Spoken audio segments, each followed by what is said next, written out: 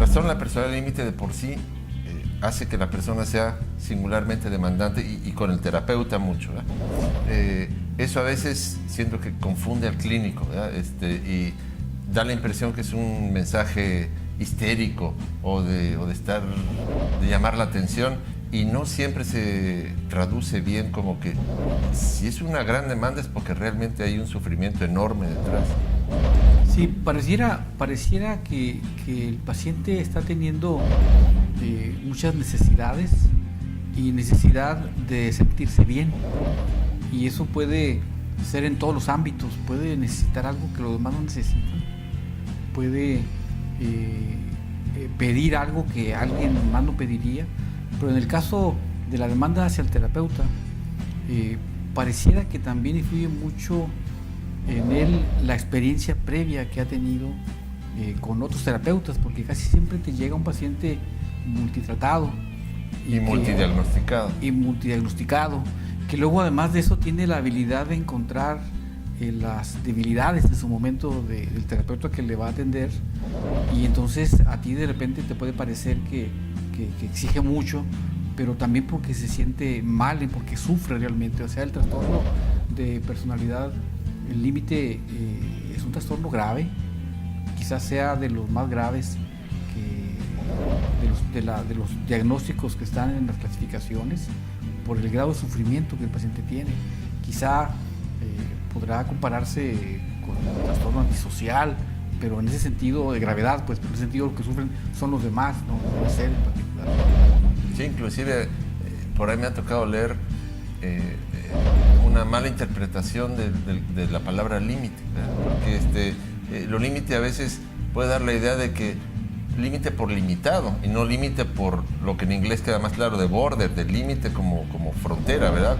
Como cosa que toca cosas graves, ¿verdad? Entonces, toca la psicosis, toca la depresión mayor. Bordea con, ¿verdad?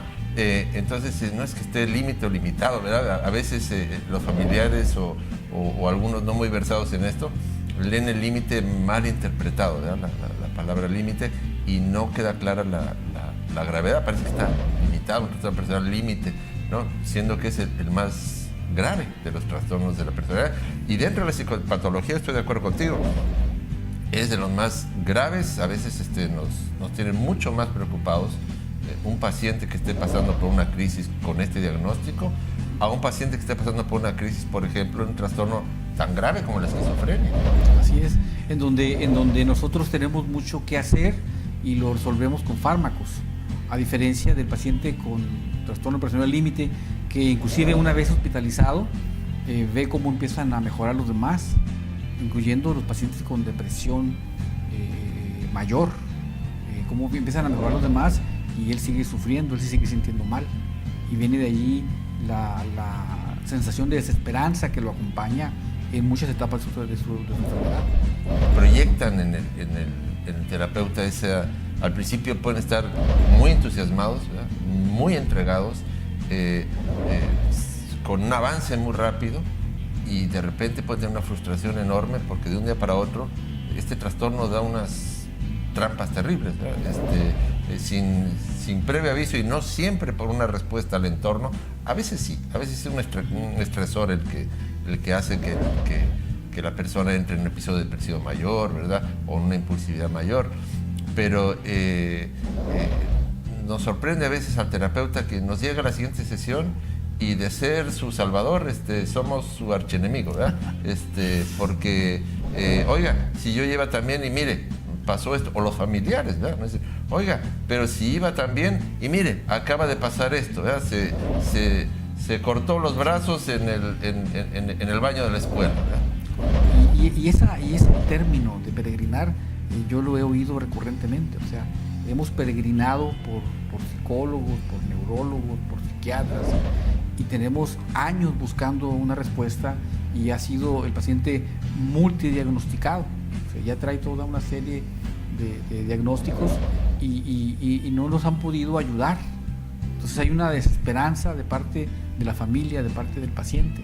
O sea, porque el que ya llegó contigo, pues de alguna manera tiene ya el camino y le podemos ayudar en esos episodios. Pero yo creo que que un problema muy grave es el no diagnosticado.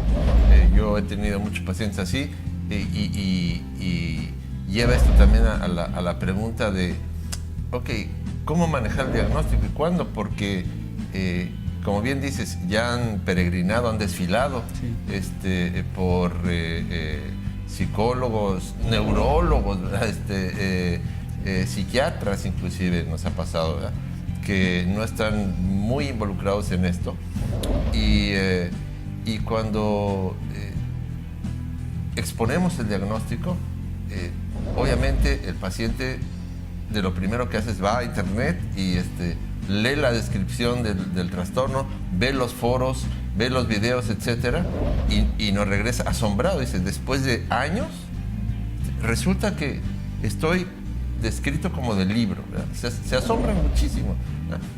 Eso les da mucha confianza, porque dice, bueno, por lo menos encontré ya a alguien que sabe qué es lo que tengo y se quitan etiquetas, ¿verdad? Nos llegan con etiquetas de bulímicos, anoréxicos, depresivos, histéricos, psicóticos. Yo pienso que parte del problema tiene que ver con que ese trastorno de personalidad límite está abordado por las clasificaciones, los criterios diagnósticos son insuficientes para hacer un diagnóstico. En general, los mal llamados manuales diagnósticos, que no son para diagnosticar nada, sino para clasificar desde un punto de vista, no nos da los suficientes elementos para poder conocer el trastorno en toda su dimensión.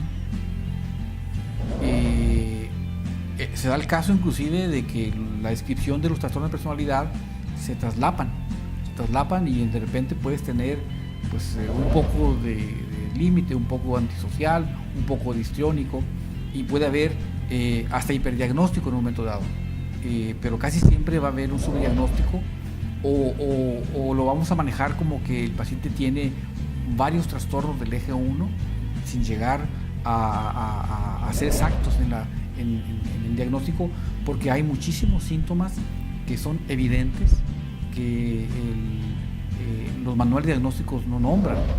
En el caso de los hospitales psiquiátricos se da con frecuencia esto de que un paciente que acaba de entrar al hospital y que el enfermero todavía no sabe de qué padece, en cuanto empieza el paciente a demandar, diríamos así, a pedir las cosas que él necesita, el enfermero, sin haber entrevistado a la familia, sin saber mucho más que la experiencia, está identificando de que ese paciente pudiera ser límite.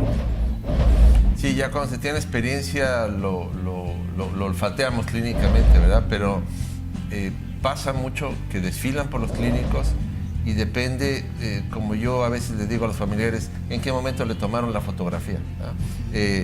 Llegaron a consulta en un episodio bulímico, entonces ya les queda la etiqueta de bulimia. ¿Por qué? Porque lo sorprendieron en un momento bulímico o lo sorprendieron en un momento de impulsividad o de autolesión y ya se quedan con esa etiqueta. Entonces el clínico que está bien involucrado en esto, y de hecho yo creo que por eso estamos iniciando el diplomado con este tema, porque lo vemos muy poco diagnosticado, y cuando está diagnosticado está, como dices, más etiquetado que propiamente diagnosticado, o sea, más puesto un título que entender la complejidad que significa entender el trastorno y sobre todo tener las herramientas terapéuticas para abordarlo, porque otro de los problemas es que, bueno, cada quien sabe su receta y se la aplica, ¿verdad?, a todo el que tiene depresión o al que tiene bulimia, ¿verdad?, y se le aplica un modelo cognitivo o un modelo farmacológico y aquí son modelos muy específicos para este trastorno, a diferencia de otros trastornos, ¿verdad? Este sí tiene modelos muy sofisticados hoy en día y específicos que son ignorados por la mayoría. Y fíjate que eso de la etiqueta mucho tiene que ver también con lo que le pasa a los terapeutas ante la impotencia, cuando efectivamente implementan lo que saben hacer y la mejoría no viene. Claro. La desesperanza que ven en el paciente, la ansiedad que les genera a ellos como terapeutas, pues porque no estás viendo resultados, y que cuando encuentras el diagnóstico, pues claro, o sea, lo que pasa es que era el límite, pues, y por eso no mejoraba. Como una forma también de sentirme mejor, yo como terapeuta, porque me explico por qué no mejora, pues porque no va a mejorar. Entonces de ahí en adelante también la esperanza transmitida al paciente o a la familia, lo que pasa es que es border, ¿no? Ya como un peyorativo. A mí me llama la atención que pues ya quedó como en el paquete de los trastornos de la personalidad, pero si bien sí es un trastorno de la personalidad, yo lo pondría casi en un lugar aparte, ¿no? Sí vemos la personalidad dependiente, la personalidad esquizoide, pero el trastorno de la personalidad límite es un trastorno singular. Hay la propuesta de que este diagnóstico pase al eje 1. Sí, de hecho ya la cuestión de los ejes también se está, sí, ya se ha disipado, ¿verdad? Pero inclusive sacarlo del paquete de los trastornos de la personalidad como tal, en cuanto a que tiene esa singularidad que no tienen los otros trastornos de la personalidad. Los otros trastornos de la personalidad se caracterizan pues por eso, por lo que son los trastornos de la personalidad, una forma de ser que es persistente, inamovible, que marca un estilo de relación con los demás, es casi una repetición. Vemos al paciente, el paciente que tiene un trastorno de personalidad narcisista, por ejemplo, siempre lo vemos relacionarse con el mismo esquema, repitiendo, etc. En cambio, el trastorno de personalidad límite es una metamorfosis continua. Claro, cuando ya vemos el trasfondo, cuando leemos los movimientos más sutiles, vemos que sí hay un patrón, hay una continuidad, pero realmente es una transformación enorme, ¿verdad? Podemos ver inclusive hasta momentos de franca despersonalización, inclusive momentos en que los vemos francamente con un cuadro psicótico, cosa que en los otros trastornos de la personalidad no lo vamos a ver, ¿no? Entonces, que forma parte de los trastornos de la personalidad, bueno, sí, históricamente ahí se le ha puesto en los manuales, pero tiene un lugar clínicamente independiente. Por eso, cuando pensamos en el diplomado, no pensamos meter los trastornos de la personalidad y entonces darle prioridad a este. No, como un trastorno como un tema específico, singular, ¿verdad? Como si habláramos de esquizofrenia. Oye, otro asunto tiene que ver con que también se ha etiquetado de que quien padece de trastorno de personalidad límite es generalmente una mujer o las mujeres en general. Y yo creo que allí hay muchísimo que trabajar en el sentido de mejorar la forma de diagnosticar a los varones en el sentido de que yo creo que la mayoría de los pacientes con trastorno de personalidad límite que son varones no tienen su diagnóstico. Y si bien es cierto que las mujeres con ese trastorno van a parar a los sistemas de salud, los varones con trastorno de personalidad límite van a parar al sistema penitenciario. Así es. Incluso históricamente lo vemos. Las estadísticas van cambiando. Si vemos la prevalencia y cuando se veía por género, se decía, bueno, en el trastorno de la personalidad límite son 20 mujeres por un hombre, luego no, 10 mujeres por un hombre. Más recientemente se habla, bueno, 7 mujeres por 3 hombres, ¿verdad? Conforme se va reconociendo más, se va viendo que es un trastorno, yo creo que va a quedar en casi 50 y 50%. Como la mayoría de los trastornos. Como la mayoría de los trastornos. En los trastornos afectivos y de ansiedad sí llegamos a ver, por cuestiones más de orden endocrino, llegamos a ver una proporción de a lo mejor de 3 mujeres por 2 hombres, ¿verdad? Pero mucho tiene que ver con Pero el trastorno de personalidad límite yo creo que vamos a llegar casi al 50%. Y sí, los hombres se confunden, hablando de trastornos de la personalidad, se les pone la etiqueta de trastorno de personalidad antisocial, por ejemplo, ¿verdad? ¿Por qué? Porque el hombre es más impulsivo, entonces entra en conductas más de orden delincuencial y queda con la etiqueta de antisocial. O también más fácilmente caen en abuso de sustancias y, como bien mencionabas, los trastornos, los centros de rehabilitación están llenos de hombres, de varones con trastorno de personalidad límite, no identificados como tal, ¿verdad? Y el abuso de la sustancia le hace sombra a todo lo demás y hay que entender el trastorno de fondo para poder resolver esa adicción que es real, claro. Y en la práctica lo que tenemos es gente sufriendo, o sea, verdaderamente sufriendo por padecer de un trastorno personal límite. O sea, yo creo que ese es un punto que habrá que marcar, de que en este trastorno, este padecimiento, los pacientes tienen una inestabilidad emocional que los lleva a sufrir permanentemente. Y ese sufrimiento es más difícil de identificar en los varones. Sí. Las mujeres lo expresan más por cuestión de género, por distintos factores, ¿verdad? En el hombre aparece más la impulsividad, aparecen más las acciones. Realmente descubrir el sufrimiento, el trasfondo en el varón es más difícil. Y yo creo que si hiciéramos autopsia psicológica a fondo, encontraríamos que muchísima gente que terminó suicidándose y que saben perfectamente de que los varones son más exactos al hacerlo, padecían de trastorno del límite y que en su vida ni se lo imaginaron, ni le pasó por la cabeza ni a la familia, ni a los maestros, ni a los psicólogos que les atendieron. Sí, todas estas, cuántas celebridades no hemos visto que sí, murió de una sobredosis, entonces el problema era eso, pero cuando hacemos la autopsia psicológica vemos que había todo este patrón del trastorno de personalidad límite de trasfondo, ¿verdad?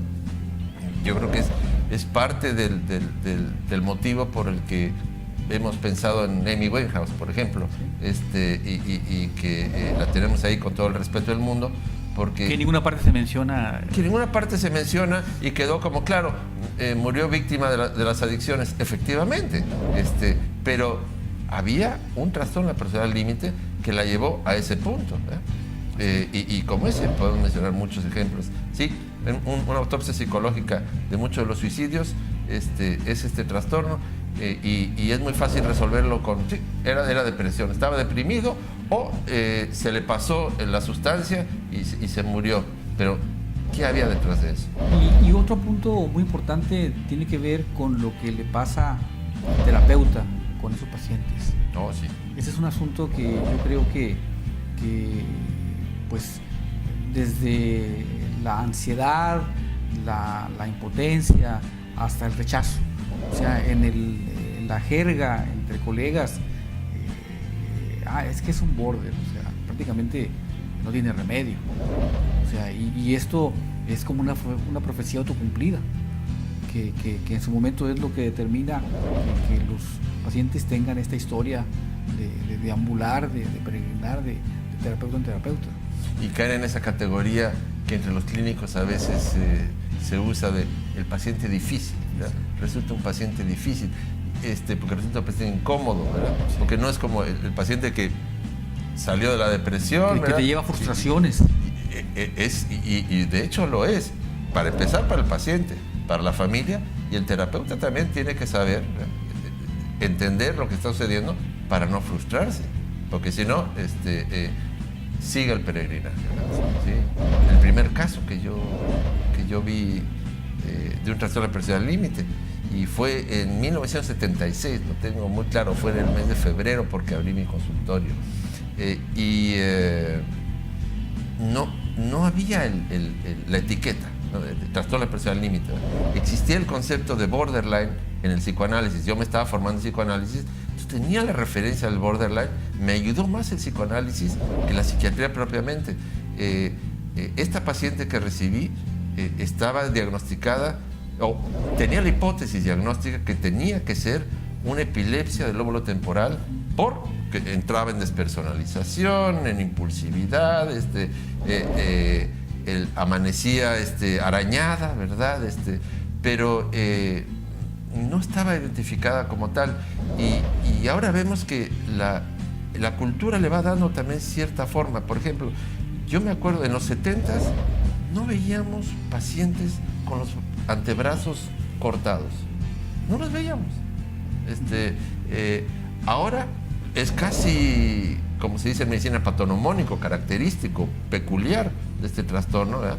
Que existan los cortes. Es un fenómeno de contagio. Los medios masivos le han dado casi una forma universal a este trastorno. Antes era mucho más difícil identificarlo. Apenas en 1980, con el DSM-3, apareció la etiqueta de trastorno de la personalidad límite, ¿verdad?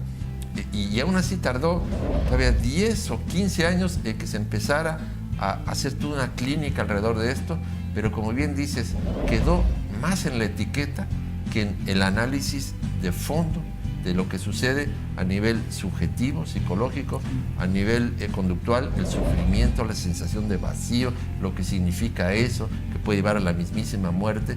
De eso se habla poco y bueno, yo es lo que estoy anticipando que podamos dialogar con los compañeros psicólogos en el curso, porque pues, la descripción ahí está, eso no tiene ciencia, basta con leer las características diagnósticas, que no están de más, hay que saberlas, por supuesto. No es un mal perfil, pero eso es solamente para poder colgar la etiqueta diagnóstica. Realmente comprender qué sucede detrás, eso es distinto. Es como saber la marca de un carro, pero no saber cómo funciona el motor. Estamos de acuerdo. Y ese es este fenómeno de los cambios que se han venido dando en este padecimiento, yo creo que es común a todas las patologías, porque existe el término de la patomorfosis, pues, de que con los años se van agregando síntomas. El trastorno de personalidad límite ha existido desde siempre. Ha existido desde siempre, pero hay trastornos que tienen una forma que no se amolda tanto a los tiempos y a la cultura. Por ejemplo, el trastorno bipolar tiene formas muy parecidas a lo largo de la historia. Claro, los excesos tomarán una forma u otra según las formas de exceso del momento de moda, pero vemos descripciones de años atrás que son casi exactas a un trastorno bipolar hoy en día. En cambio, el trastorno de personalidad límite sí vemos que, de hecho, lo vamos viendo año con año, cómo se va modificando, moldeando. Quizás saltó a la fama un poquito cuando se empezó a hablar de los emos, ¿verdad? Que los emos sabíamos que era una moda, ¿verdad? Pero sin embargo, era una moda que estaba inspirada en las personas que tenían este trastorno. Digamos que un chico emo era alguien que aspiraba a funcionar como alguien que tiene un trastorno de personalidad límite, sin tener ni idea de lo que se sufre en realidad, ¿verdad? Ellos gozan de disfrazarse de emo, ¿verdad? Un emo auténtico sería alguien que realmente tiene un trastorno de personalidad límite. En la atención de estos pacientes, vemos que se reproduce al interior del consultorio lo que sucede afuera. Quiero decir, por ejemplo, una de las características de estos pacientes, lo sabemos todos los clínicos, es el temor a ser abandonados. En el consultorio tenemos que estar atentos a que eso también se vuelca sobre nosotros, ¿verdad? A veces tienen temor a ser abandonados por nosotros, a veces huyen antes de que nosotros los corramos, ¿verdad? O si ellos sienten por error nuestro que hay frustración de nosotros, o molestia o enojo porque, caray, ¿cómo fue que hicieron esto o aquello? Huyen, ¿verdad? Entonces, pero ahí es donde es necesaria toda una estrategia. Claro. Toda una estrategia de tal manera de poder seguir ayudándoles. O sea, a partir precisamente de esas características, de una vez que tú ya identificaste que se trata de un paciente con trastorno de personalidad límite, ¿cómo vas a manejar eso que está sucediendo, en donde la poca constancia en tratamiento es la norma? Así es, por no saber escuchar en qué fase, en qué momento está. De hecho, gran parte del arte clínico en este trastorno es anticiparse, ¿verdad? Saber hacia dónde se está dirigiendo la patología en ese momento y saber si se está dirigiendo hacia lo que antes se llamaba en la terminología clásica del psicoanálisis un acting out, ¿verdad? A poner en acción algo. Podemos anticiparnos y decirle, por ejemplo, a una paciente, estoy acordándome de un caso, ¿verdad? Anticipo que por lo bien que le está yendo en este noviazgo, es muy probable, ¿verdad?, que va a introducir algo que va a boicotear el noviazgo, y el siguiente paso sería que usted se va a victimizar y va a tener o un intento suicida o se va a hacer tal o cual cosa. Anticipo eso. Entonces, a ver, vamos trabajándolo. ¿Qué le está generando esta relación de pareja?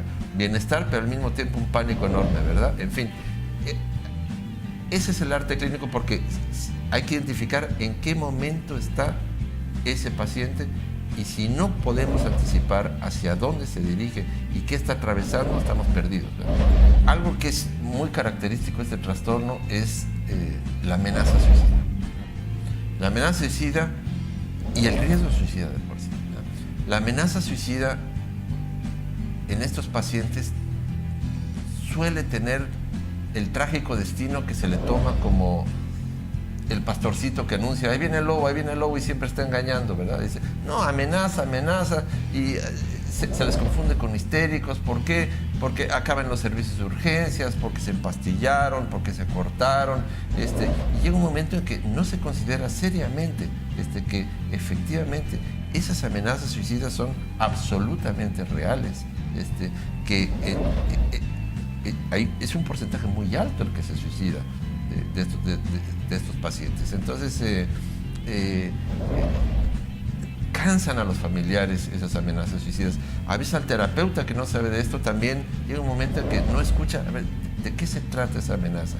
No, pues, ¿tú qué experiencia tienes con este asunto de las amenazas suicidas? Porque es una constante que se maneja como querer llamar la atención. Sí, un fenómeno fuerte que luego, a través del cual los pacientes sufren mucho, es el de creer que el paciente, cuando habla de querer morirse, está buscando manipular.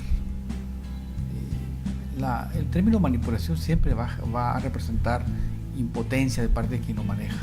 ¿Sí? Impotencia, o sea, de parte de la familia, o sea, yo ya no sé qué hacer, entonces este me manipula. Es más, se ha colado el término de manipulación en algunos criterios diagnósticos. Y el paciente sufre más con eso, porque el paciente está expresando lo que realmente está pensando en ese momento, lo que siente, y que en algún momento el rechazo ante lo que él está expresando puede complicar precisamente el manejo, para empezar, el que puedas atenderle o no, porque cuando tú como terapeuta consideras que el otro te está manipulando, ya no le estás ayudando, porque de nuevo estás manejando un peyorativo, o sea, este es un manipulador. Y las amenazas suicidas no lo son tanto como para conseguir algo, o sea, es simplemente le estoy diciendo que me siento mal. Otra de las etiquetas con las que quedan, sobre todo las mujeres, sabemos que el trastorno de la personalidad límite es frecuente en los antecedentes de abuso. Son personas que en la infancia tuvieron alguna forma de abuso sexual, físico, psicológico. El sexual es el más notorio. Yo he recibido muchas pacientes que han pasado por un largo tratamiento que se les impone ya hace un año, se tiene todo un protocolo, porque se descubre el antecedente del abuso sexual, que efectivamente es un antecedente frecuente y parte inclusive de la generación de la etiología de este trastorno, pero no siempre se dan cuenta de la complejidad que implica esto, porque se trata de un trastorno que tiene, por un lado, unas bases genéticas. Vemos en la familia hay psicopatología, podemos ver a la mamá con esquizofrenia en fin, vemos antecedentes heredofamiliares, pero también vemos sucesos en la infancia que activan esa carga genética, y esos sucesos de la infancia frecuentemente se confunden como que he ahí la fórmula para resolver el trastorno, ¿verdad? Tratemos el abuso sexual y por lo tanto vamos a resolver este trastorno, y ese es simplemente uno de los capítulos que hay que abordar, pero no se trata de aplicarles a todos el mismo protocolo de atención para alguien que ha sufrido abuso sexual. De hecho, no siempre es el motivo de consulta, simplemente en la historia clínica salta ese punto y a muchos colegas dicen, eureka, ahí está el problema y tenemos que trabajar sobre eso. Pero el abuso sexual, el maltrato físico, la negligencia en la atención material y emocional de los pacientes en etapas importantes de su vida no son el problema actual. O sea, el asunto está en que está dentro de la etiología. No lo son para el paciente, pero a veces para el terapeuta le insisten, ese es el problema. No, pero es que bueno, eso yo creo que ya lo resolví. No, pero ese es el problema y tiene que hablar sobre eso y vamos hablando sobre eso. Inclusive me toca ver que hasta vamos a hipnosis, ¿verdad? Vamos a hacerle hipnosis para que pueda acordarse con detalle, porque ahí está la raíz del problema y hasta que usted no pueda evocar con detalle y no se dan cuenta a veces que hasta inclusive les complican la vida terriblemente. Sí, definitivamente que es ahí en donde se ha visto que los abordajes clásicos no están funcionando con sus pacientes. Y yo creo que en la mayoría de los casos los pacientes fueron atendidos principalmente por el problema del abuso. Porque cuando llegan contigo no es que tú lo vayas a descubrir, es un asunto que ya fue trabajado, que ya fue en su momento aparentemente superado, por decirlo así, ¿no? Pero estamos ya nosotros ante las secuelas alejadas en el tiempo, en donde ya aquello, si bien es cierto que tiene un lazo sobre todo a nivel etiológico por lo que le sucedió de niño, en donde nadie atendió la necesidad que él estaba expresando, o la niña o el niño estaba expresando, de que le estaba pasando algo, y que entonces el paciente mismo llega a creer que lo que le pasa y lo que siente no es importante. O sea, que de alguna manera la terapia dialéctica maneja ese hecho. Ya en la práctica, en la actualidad, estamos ante una serie de conductas que ya no están ligadas directamente al hecho de haber sido abusado, sino a una dinámica de personalidad que está basada precisamente en el que yo ya no le estoy dando la validez a lo que estoy sintiendo, a lo que estoy pensando, a lo que me está sucediendo, y en su momento estoy teniendo una autocrítica terrible hacia todo lo que me sucede. Estoy partiendo de juicios muy grandes para lo que soy, y que en su momento puedo llegar a la conclusión de que no soy nadie, o quién soy en su momento.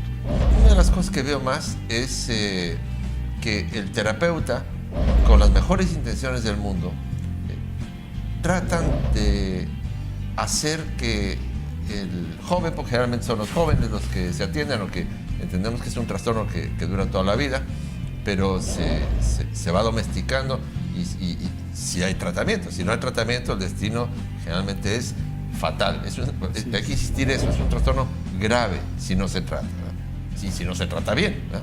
Claro. Y una forma de no tratarlo bien es tratar de que ese chico o chica se haga un buen chico, una buena chica. Quiero decir, al no entender la esencia de que viven con un continuo vacío, desesperanza, ¿verdad?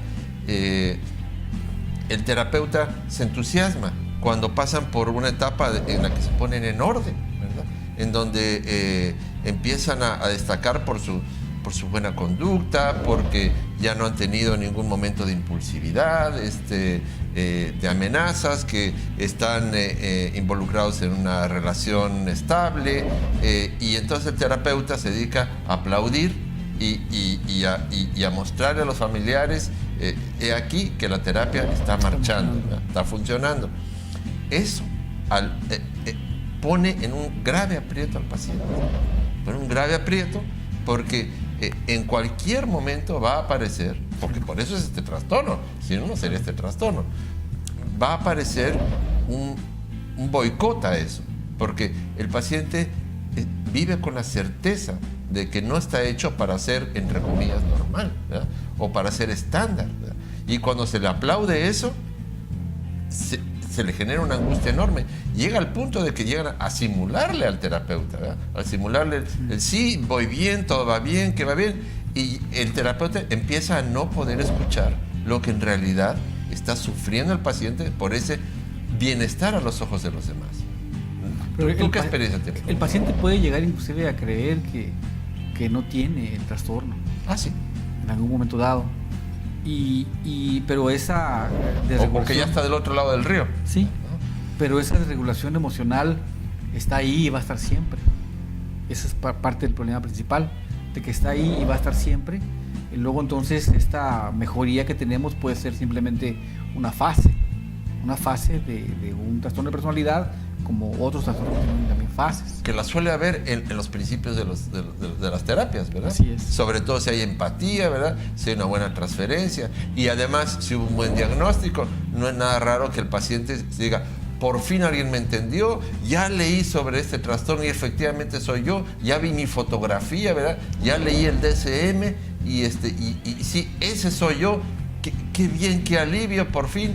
Y entonces uno dice, ya le hicimos, ahí va todo bien. Y el paciente se empieza a angustiar porque se le empieza a aplaudir su buena conducta, que se está metiendo en los patrones de lo que espera la familia. El terapeuta hace sin querer una alianza con las expectativas de la familia de que ya no tenga estas conductas, estos impulsos, ¿verdad?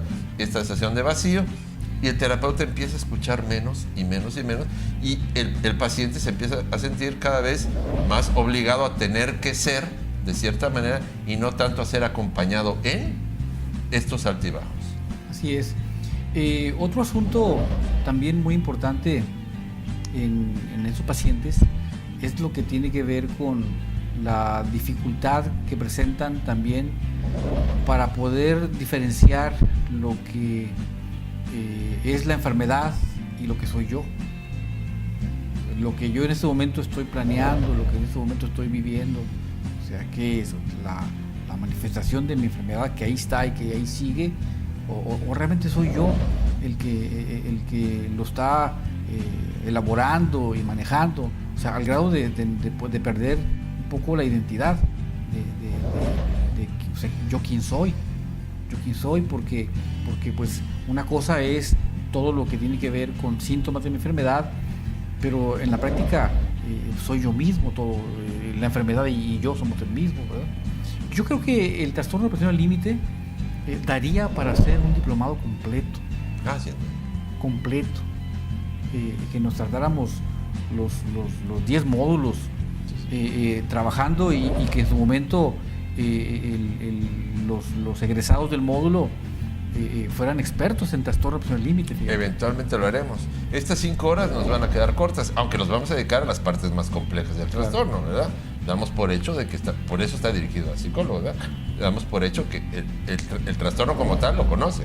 Nos vamos a meter en las honduras. Pero lo más interesante de poder aprender a manejar un trastorno de presión al límite o a personas que padecen el trastorno de presión al límite es que es tan versátil en el sentido de la cantidad de patologías en comorbilidad que se presentan en trastorno de presión al límite, que una vez que tú te haces experto en el manejo de estos pacientes, los demás cuadros que puedas manejar los puedes manejar mejor. O sea, el aprender a manejar el trastorno de presión al límite te habilita para manejar mejor todo lo que sigue, todo lo que se ofrezca. Necesariamente, sí.